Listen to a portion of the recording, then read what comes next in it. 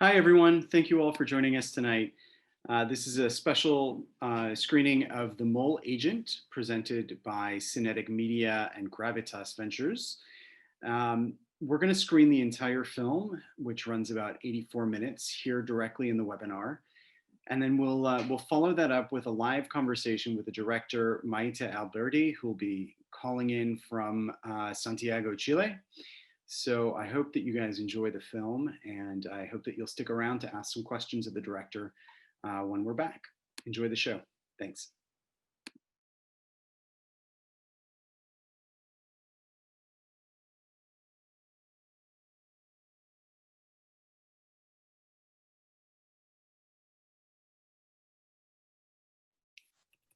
Thank you so much for joining us tonight. I hope you guys enjoyed the movie as much as I did. And let's welcome the director, Maite Alberdi, from all the way from Chile. Must be quite late. So thank you for joining us here on the time. 11:30 p.m. So this is such a beautiful, but also such a bizarre film in the sense that, like, we're getting access to a world that really isn't seen very often. And I can imagine how you got started, because it seems like you're there from the beginning, but you must have had some access and inroad to this story before, before it all got started. Tell us a little bit about how you heard about it. Yeah, the film started from a different idea or in the focus in another part. I wanted to make a documentary about a private detective, like a film noir documentary. And I researched in all the private detective office until I find Romulo, but he was the only one that allows me to work with him for a while. So I worked as his assistant. So at the beginning I was thinking in make a TV series with different cases of moles. But I realized that was so difficult to shoot. And when I saw the case of the retirement home, that was a case that he usually worked in, I thought that that was a kind of case that I can enter by myself to the place, because I have previous films about old people. So I thought, okay, I can go to the retirement home and try to find the authorization to enter. So I will never kill his mission with my camera. That was super important for working for a private detective. So I shoot first all the training of Sergio, and Sergio was not a character in my research neither, because Romulo usually worked with a mole, but he broke his hip like 1 month before the case, so he needs a new mole agent, and that's why he put the ad in the newspaper, and that's why Sergio appears, and that changed completely the focus of my story, because when I make the research, I did it with the previous mole, and he was super like a policeman with a police mind, completely focused on numbers and in proofs, and Sergio was the one that changed the point of view of the film, and he really arrives by the newspapers. So that was a surprise that changed the line, I think, and the topic of the film at the end. Yeah. That's such an incredibly happy accident. Yeah, completely. There's so much. I guess there's so much in here, particularly in the beginning, where you see him sort of struggling with the technology, and that's obviously very amusing. But I'm curious how comfortable he was with having the camera presence, especially for things that might be a little bit embarrassing. For Sergio?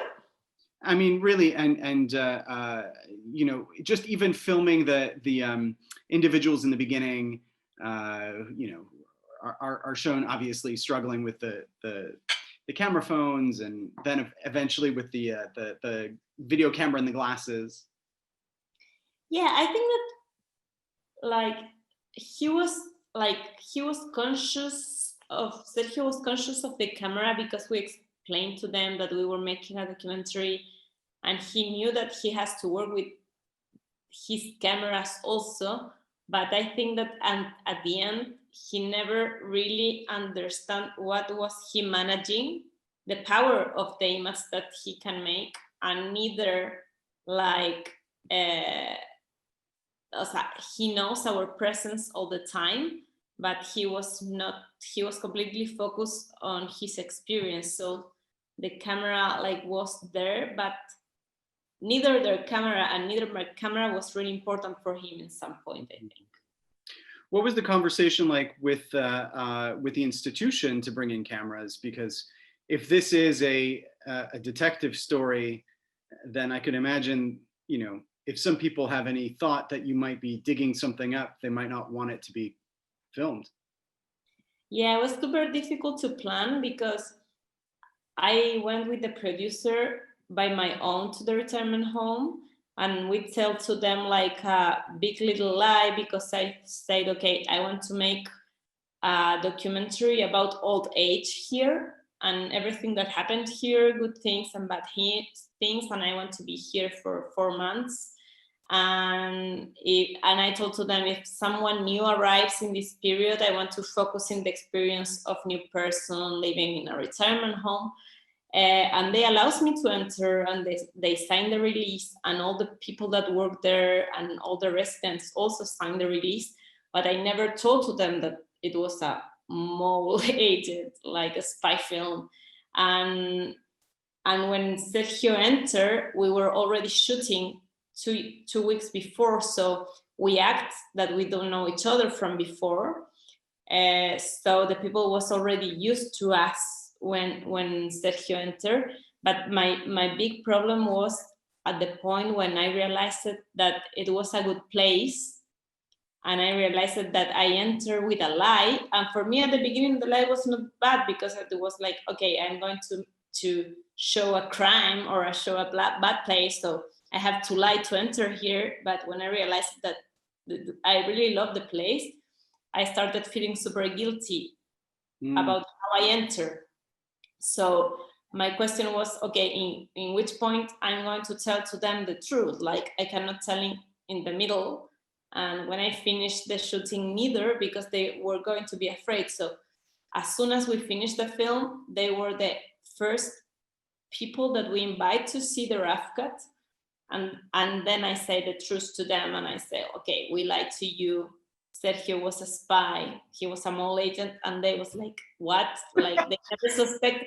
And I was like, how you don't suspect? Like he was really all the day calling with open calls to Romulo.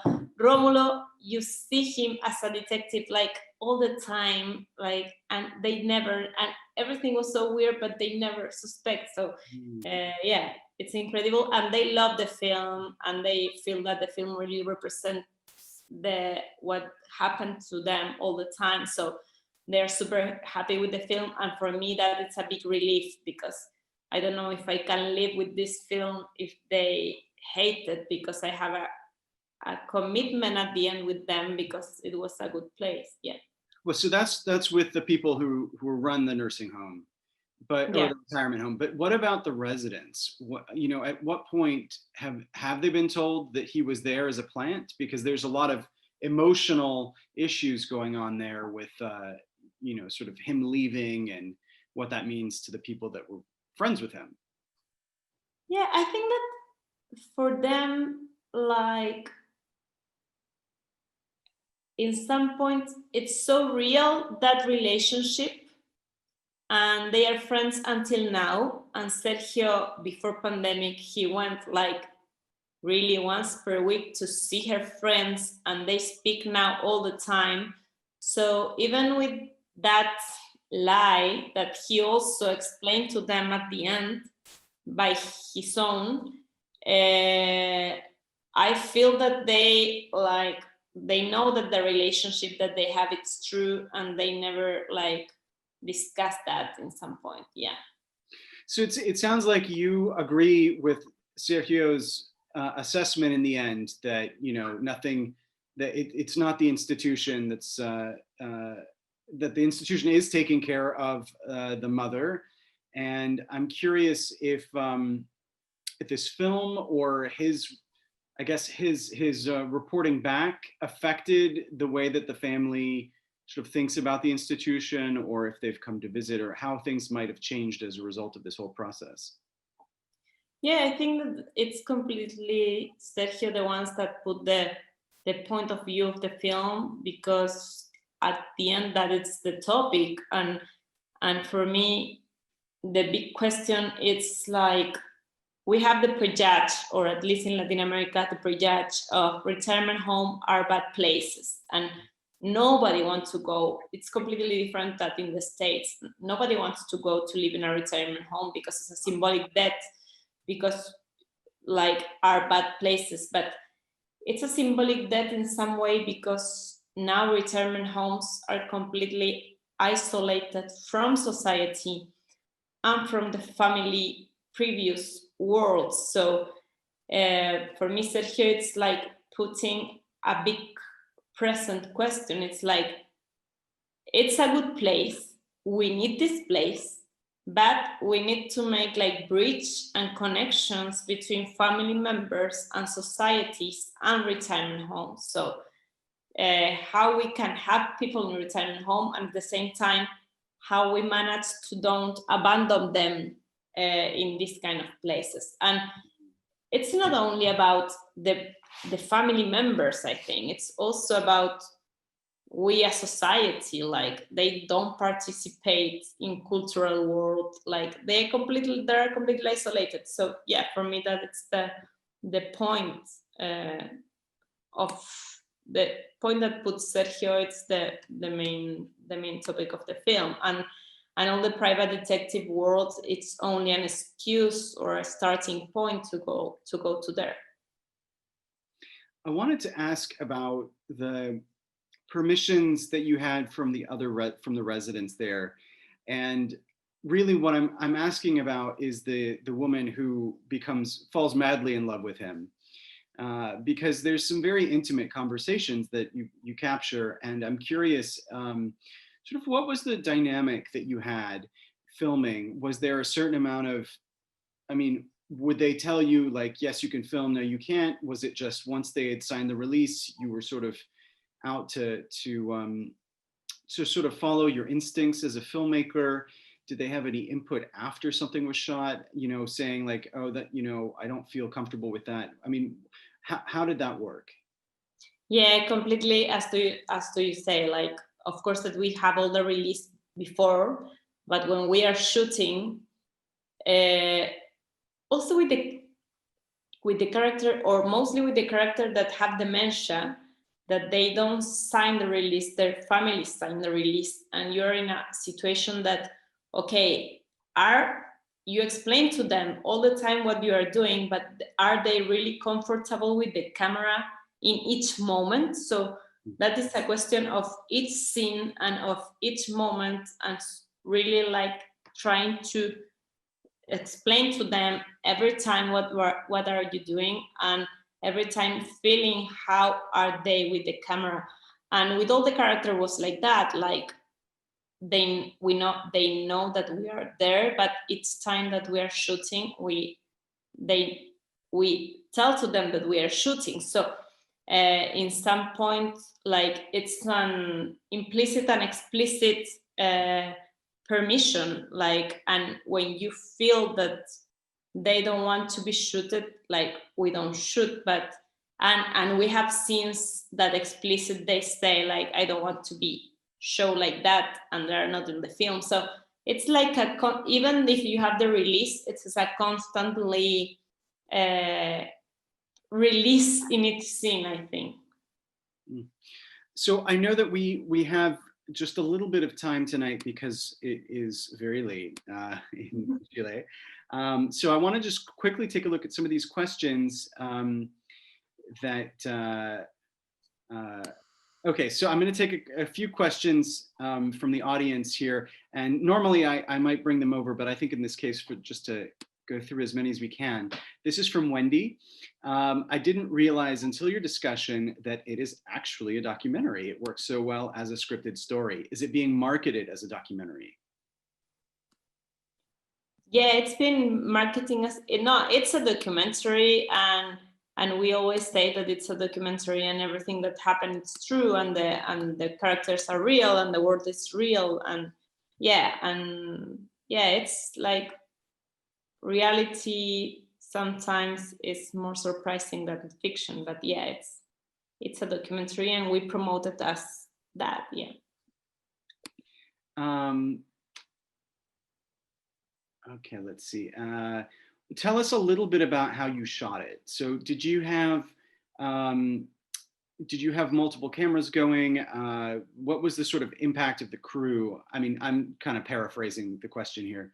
But obviously you want to catch the tender moments in the film. You also want to catch sort of let's say the detective moments in the film, but you also can't be there 24/7, I imagine. So tell us a little bit about your strategy for shooting.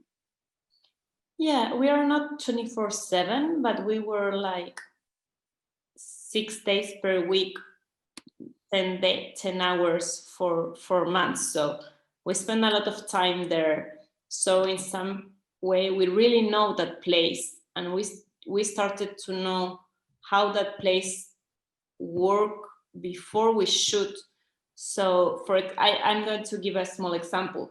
The scene when Marta is stealing things, before that Romulo asked to Sergio to research the stealing, I were there for 2 months, so I already realized that it was Marta, the one that is stealing, and I knew how she steals. So I knew how to shoot her and at what time and where to put the camera. So you pass so much time there that you're prepared to shoot even the lucky moments, because there are routine that you can manage. So we are a small crew. We are 4 people and with 1 camera, but we spend a lot of hours waiting until we have the scenes that we want or we are expecting. So some days we never shoot, like we are there, like with the camera, and we never shoot. And other days we shoot all day. So it's like an exercise of waiting, and we never gave instructions to the characters. We are only waiting. And even in the office with Romulo and Sergio, I never give instructions to Romulo and Sergio, because if I did it, Sergio will be expecting my instructions inside the retirement home, and there we have to act that we don't know each other. So it was completely like to be there waiting until we catch the scene. We have a question here from Jacqueline. There is a lot of religious imagery in the film. Did you find that religion actually provided comfort for the subjects of the movie? Sorry, I didn't understand the end of the question. Did you find that religion provided comfort for the subjects of the film? I guess for the people in it, for the people that live in the home. I think that it provides comfort to, all that generation in Chile. It's like Chile is a really Catholic country, and for that generation, it's like religious have an important place in their minds, in their hearts, and in their routines. Like they really go to church like all day. So it's part of their life in some way. Okay, this is from Ismael. Muchísimas gracias, Maite, por esta película tan chistosa en el principio y triste al final. My question for you is, did the family trying to investigate ever try to get daily footage from you to see the state of the grandmother? I feel like having the documented state of the retirement home might give them a good idea of how the grandmother would be. No, they never, gracias, Ismael. They never ask for our material, because I don't have a relationship with the client. I know her, I shoot her. For me, was an important character, but then I take it out her for the rough cut, because I realized that it was not about her, and it was the film about Sergio, and Sergio was not taking care really about the client. So that was a line that I take out. But yeah, in some point when I shoot with her the scenes, I also explain my vision of the place to her. So yeah, I never gave her the material, but I have dialogues with her. Yeah. Okay, so this is a question from Jalen. What did you go into the documentary thinking you would get out of it, and how different was the final film we watched from what you expected? And I'm going to paraphrase that a little bit, because we did talk about the sort of the mole story, but once you were there and you sort of learned a little bit about the actual retirement home, what were your expectations for where this was going to go?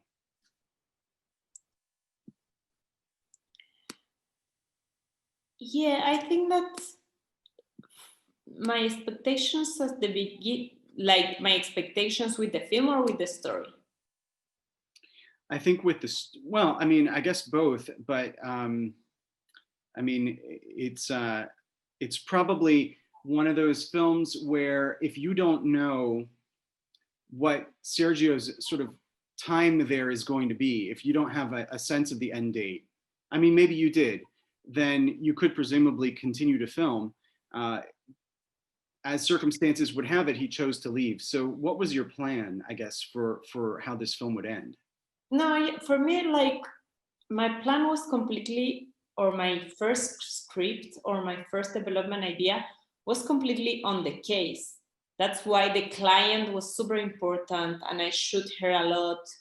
And because in my research, I researched detective missions, so my script was completely focused on the case, not in his personal experience.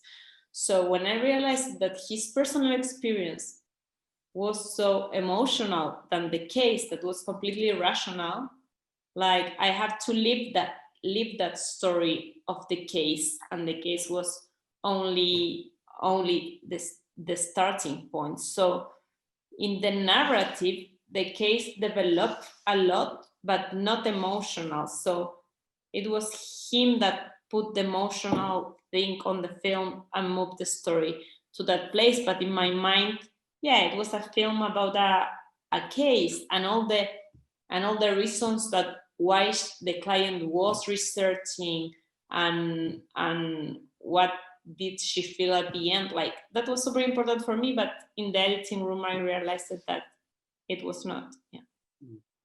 So I want to let you go, but before we do, I want to just ask if you know, I'm sure a lot of people will be recommending this film. So is there any particular way you want them to watch it? Do you know much about the US distribution of the film? Yeah, now it will be great if you recommend the film.